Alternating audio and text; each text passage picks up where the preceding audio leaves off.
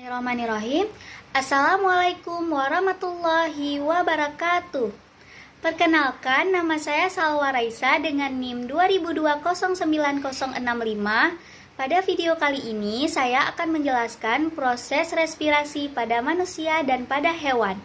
Pada proses respirasi manusia kita menggunakan hidung atau rongga hidung, tenggorokan atau faring, pangkal tenggorokan atau laring, trakea, bronkus, dan paru-paru.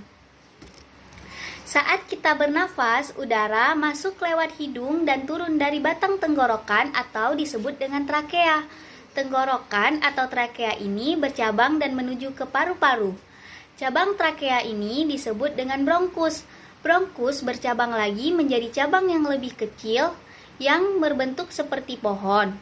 Cabang terkecil ini disebut dengan bronkiolus.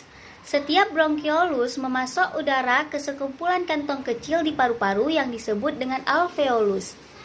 Paru-paru terdiri dari jutaan alveolus yang terisi dengan udara setiap kali kita menarik nafas dan mengempis setiap kali kita menghembuskan nafas. Banyaknya alveolus berukuran kecil ini membuat paru-paru terlihat seperti spons. Alveolus terdiri dari jaringan epitel squamosa yang sangat tipis dan sangat elastis. Setiap kantong alveolus diselimuti dengan lapisan pembuluh kapiler yang merupakan jaringan pembuluh darah kecil. Dinding-dinding pembuluh darah kapiler dan dinding alveolus sama-sama sangat tipis sehingga molekul oksigen atau O2 bisa menembus dari alveolus yang dipenuhi udara ke sel darah merah di dalam pembuluh darah.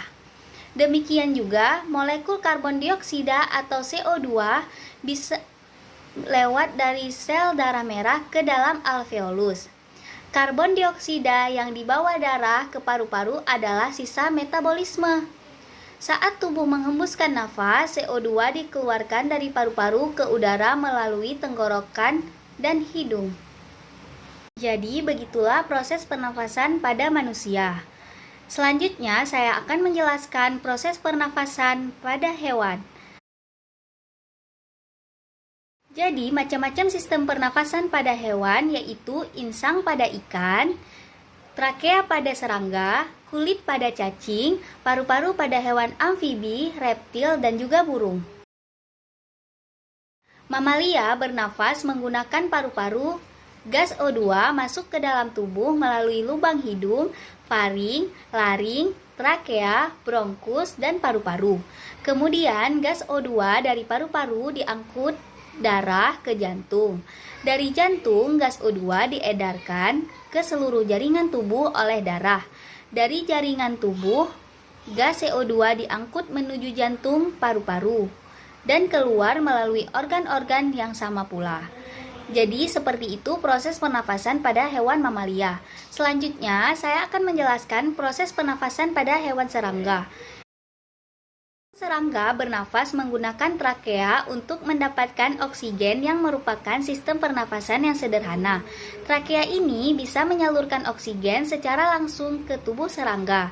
Prosesnya, udara masuk melalui lubang-lubang yang sangat kecil yang berada di sisi samping serangga yang disebut spiracle, yang berfungsi sama seperti hidung yaitu sebagai tempat keluar masuknya udara.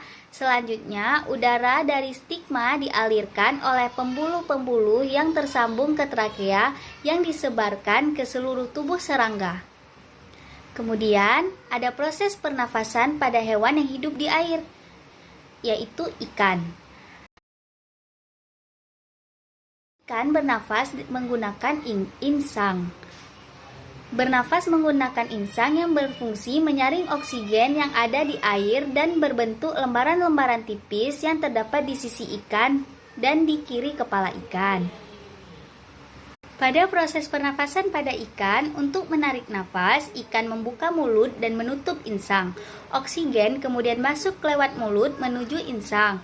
Oksigen diserap oleh pembuluh darah pada insang, kemudian katup insang terbuka, mengeluarkan karbon dioksida dan air.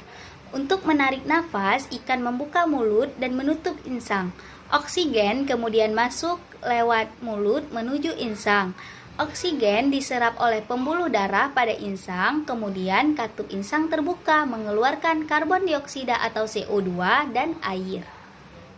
Jadi itu saja video penjelasan dari saya tentang proses pernafasan pada manusia dan pada hewan. Jika ada kesalahan saya mohon maaf, semoga videonya bermanfaat. Saya akhiri, wabillahi taufik wal hidayah. Assalamualaikum warahmatullahi wabarakatuh.